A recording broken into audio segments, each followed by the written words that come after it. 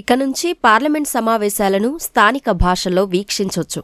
ఈ మేరకు చర్యలు చేపట్టినట్లు లోక్సభ స్పీకర్ ఓం బిర్లా తెలిపారు. బడ్జెట్ సమావేశాల నుంచే స్థానిక భాషల్లోకి అనువదించే ప్రక్రియ అమల్లోకి రానుందని చెప్పారు. ఈసారి బడ్జెట్ను ఫిబ్రవరి 1న ఆదివారమే ప్రవేశపెట్టనున్నట్టు తెలిపిన స్పీకర్ 22 భారతీయ భాషల్లో సమాంతరంగా అనువాదం అమల్లోకి తెస్తున్నట్టు వివరించారు. ప్రస్తుతం 10 భాషల్లో కసరత్తు కొలిక్కి వచ్చిందని, మిగిలిన వాటిపై పనులు జరుగుతున్నాయని తెలిపారు.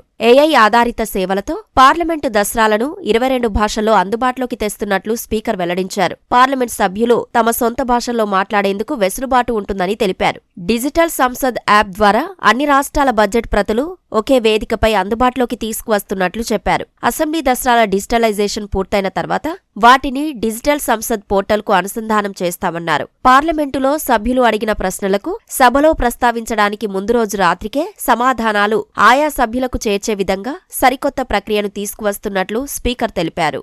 ప్రస్తుతం పార్లమెంటు ప్రొసీడింగ్స్ పొందడానికి సభ్యులకు గంట సమయం పడుతోందని, దాన్ని అరగంటకు తగ్గించేందుకు నూతన వ్యవస్థను రూపొందిస్తున్నట్లు స్పీకర్ ఓం బిర్లా వెల్లడించారు. 2027 నాటికి పార్లమెంటు కార్యకలాపాలను అన్ని భారతీయ భాషల్లోకి అందుబాటులోకి తీసుకొస్తామని చెప్పారు. ప్రజలు తమకు ఏ భాషలో కావాలనుకుంటే ఆ భాషలో చూసుకునే వెసులుబాటు ఉంటుందన్నారు. ప్రస్తుతం మానవ వనరుల ద్వారా జరుగుతున్న అనువాదం ఇక నుంచి ఏఐ ఆధారంగా జరుగుతుందని వివరించారు.